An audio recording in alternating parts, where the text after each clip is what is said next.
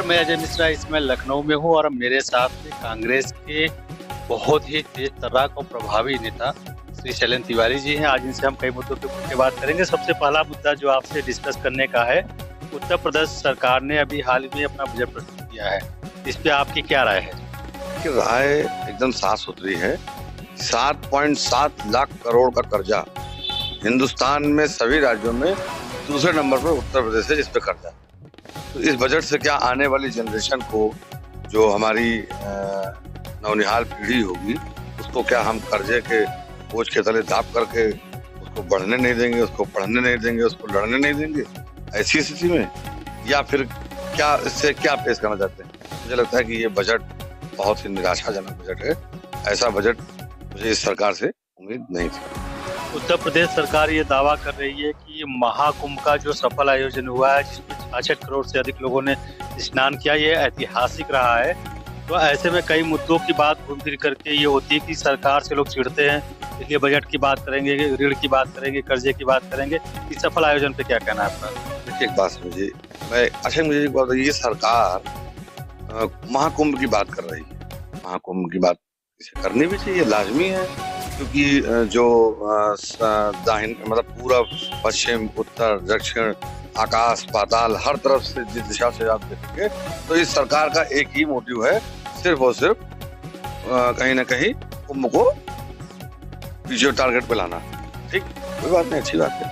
उन्होंने मुख्यमंत्री जी ने अपने भाषण में जो है वही बोला कि कोई गिद्ध की नजर से देख रहा है, कोई सुअर की नजर से देख रहा है, तमाम चीजें उन्होंने कही। उन्होंने सीधा सीधा विपक्ष को जो है कहीं पर गिद्ध कहा, कहीं पर सुअर कहा। ये तमाम एक साधु और महात्मा के मुख से निकली हुई इस तरह की जो भाषाएं हैं, मुझे लगता है कि ये सुचिता के दायरे में नहीं आती। एक तो पहली बात ये। दूसरी सबसे महत्वपूर्ण बात है, कुंभ बरसों बरस चला रहा है, हजारों बरस चला रहा है। अरे पंत साहब जब मुख्यमंत्री हुआ करते थे तो पूरे में पैदल जाकर के जो है वो सब किया करते थे। बात इस कुंभ की आस्था पर कोई प्रश्न है ही नहीं, मगर कुंभ के जो व्यवसायीकरण हो रहे हैं, कुंभ में जो बेचने का प्रयास किया जा रहा है। आप एक बात बताइए, कुंभ का मतलब क्या हुआ? आपने कुंभ किया है, कुंभ में नहाने ज्यादा से ज्यादा लोग 50-60 साल के लोग गए। जब जिस समय आबादी ही कम थी उस समय भी लोग गए। आज की तारीख में आबादी 23 करोड़ है उत्तर प्रदेश की, और बाकी जो है 1 अरब 50 करोड़ के आसपास आबादी है। उस आबादी के तहत लोग गए, जाना चाहिए, उसमें कोई बुराई भी नहीं है। सरकार ये दावा कर रही है कि महाकुंभ के आयोजन से उत्तर प्रदेश की अर्थव्यवस्था में 4 चांद लगे हैं। मुख्यमंत्री जी ने कहा कि 30 करोड़ अकेले एक नाविक ने 45 दिनों के महाकुंभ में 30 करोड़ रुपए की आय अर्जित की है। तो इससे रोजगार भी तो मिल रहा है। किसे मिल रहा है? देखिए, वहां पर आपको याद होगा एक चैनल ने बाकायदा आवाज उठाई, तो एक एसओ साहब वहाँ, दरोगा जी वहाँ थे, जिन्होंने कहा हमसे मतलब नहीं है। अब एक बात बताइए, कोई व्यक्ति हमको ब्लैकमेल कर रहा होगा, हमारी जो है आय को ब्लैकमेलिंग में ले रहा होगा, हम 5 रुपए की चीज अगर 10 रुपए में हमको कोई दे रहा होगा, 15 रुपए में दे रहा होगा, तो हम शिकायत किससे करेंगे? पुलिस से। और पुलिस क्या करेगी? हम बताए, हम कुछ नहीं करते। तो आप एक बात समझिए, देखने के लिए हम हांडी में से एक चावल उठाते हैं, देख लेते हैं कच्चा है कि पक्का है। हम उसी तरह से बता रहे हैं कि हमने एक चीज पकड़ी, बाकी व्यवस्थाएं लोग आए गए, दर्शन किए, नहाए, सब कुछ किया, उस पर प्रश्न नहीं। प्रश्न इस बात पर है कि जो व्यवस्था जिसमें आपने 7,000 करोड़ का बजट में पैसा खर्च किया, और फिर अभी आपने कहा कि जो है प्रॉफिट हुआ है, तो फिर 7.7 लाख करोड़ का कर्जा कहाँ से आया? जब बजट में प्रॉफिट हुआ तो वो कहाँ चला गया? ये सब गोल मोल टटोल के बातें करनी है। तुम्हारी फाइलों में जो मौसम गुलाबी है वो दावा झूठा और आंकड़े किताबी है। स्थिति ये है कि वास्तविकता जो है वो साफ सुथरी है और तमाम चीजें जांच के दायरे में। मैं आपको गारंटी और दावे के साथ कह रहा हूँ कि भविष्य में जब कभी भी मुख्यमंत्री जी किसी पद पर नहीं होंगे, संसद विधायक और या नहीं होंगे, जेल में होंगे। जांच तो तय है। क्या ये जांच कांग्रेस कराएगी, समाजवादी पार्टी कराएगी? ये वर्तमान सरकार कोई भी होगी, मैं लिख के दे रहा हूँ, वर्तमान मुख्यमंत्री कोई भी व्यक्ति होगा, व्यक्ति की बात कर रहा हूँ, कोई भी व्यक्ति होगा, जांच होना तय है। यानी कि आप मानते हैं कि अव्यवस्थाओं का अंबार है, ऐसा कुछ कहना चाह रहे हैं? देखिए 200% अव्यवस्थाओं का अंबार है। जहाँ डिजिटल कैमरे लगे हैं, तमाम कैमरे लगे हैं। एक बात बताइए, मैं तो साफ सी बात करता हूँ, मुख्यमंत्री जी को सब पता था, उसके बाद भी उन्होंने स्नान करने की परमिशन दी और कहा कुछ हुआ ही नहीं, सब अफवाह है। बड़ा मार्मिक विषय है। देखिए हम भी आस्था का जो है चोला ओढ़कर बैठते हैं, हम भी आस्था की बात करते हैं, लेकिन हमारा धर्म आस्था कभी भी अन्याय की बात नहीं करता। कभी मुख्यमंत्री जी का और पूरे उत्तर प्रदेश में पिछले 7-8 वर्षों में अगर देखा जाए तो सुशासन आया है, राम राज्य आया है, आम जनता अपने आप को सुरक्षित महसूस कर रही है। इस पे क्या कहना है आपका? देखिए ये सवाल तो आप आम जनता से पूछिए, वो बता दें कि हम कितने सुरक्षित हैं। तमाम ऐसे लोग हैं जिनकी गलियों में चैनें खिंच जा रही हैं। सुरक्षा व्यवस्था का आलम ये है। और ट्रैफिक की स्थिति आप देख लीजिए, उत्तर प्रदेश की राजधानी में तमाम चौराहे बंद हो गए हैं। चौराहों को घूमने के लिए 2-2 किलोमीटर जाना पड़ रहा है।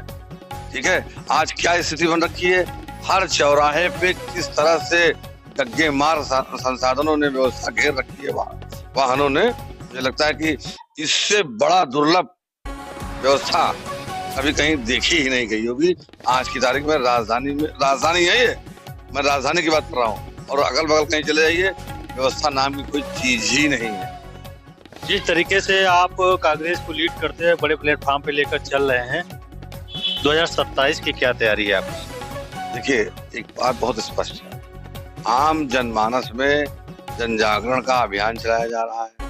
तमाम मुद्दे उठाए जा रहे हैं, हर उस मुद्दे की बात की जा रही है, चाहे वो बेरोजगारी हो, चाहे वो किसान हो, चाहे महिलाएं हो, चाहे बेटी बचाओ बेटी पढ़ाओ जैसे मुद्दे हो, चाहे आप शिक्षा ले लीजिए, चाहे आप सुरक्षा ले लीजिए। किसी भी प्लेटफॉर्म पे व्यवस्थाएं जो हैं वो आज की तारीख में अव्यवस्थित। हाँ एक बात है, अखबारों में जो स्थिति है वो मैंने आपको बता दिया, सरकार दो ही जगह है, या तो अखबारों में या नजारों में, आप और कहीं स्थिति नहीं है। तो ये क्या माना जा सकता है कि 2027 में कांग्रेस उत्तर प्रदेश में सरकार बनाएगी?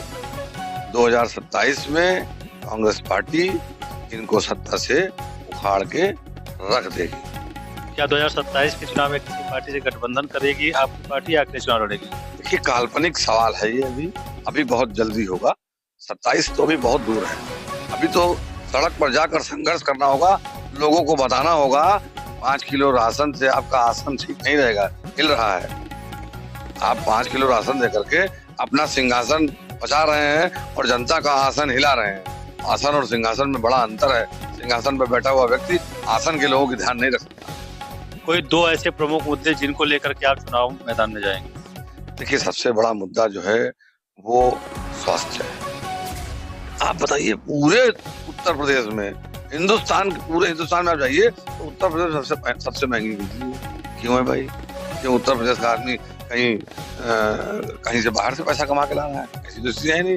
बिजली महंगी है, स्वास्थ्य के नाम पे बड़े बड़े हॉस्पिटल खुले, डकैती, सीधा लूट है और सरकार कुछ कर नहीं पा रही।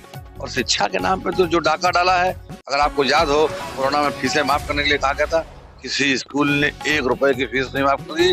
बड़े बड़े बिल्डोजर वाले बाबा जो घुमा करते हैं, फर्जी बिल्डोजर बाबा बने हुए घूम रहे हैं, आप यकीन मान लीजिए इनकी कोई भी ताकत ऐसी नहीं है जो स्कूल माफियाओं को कुछ कर सके।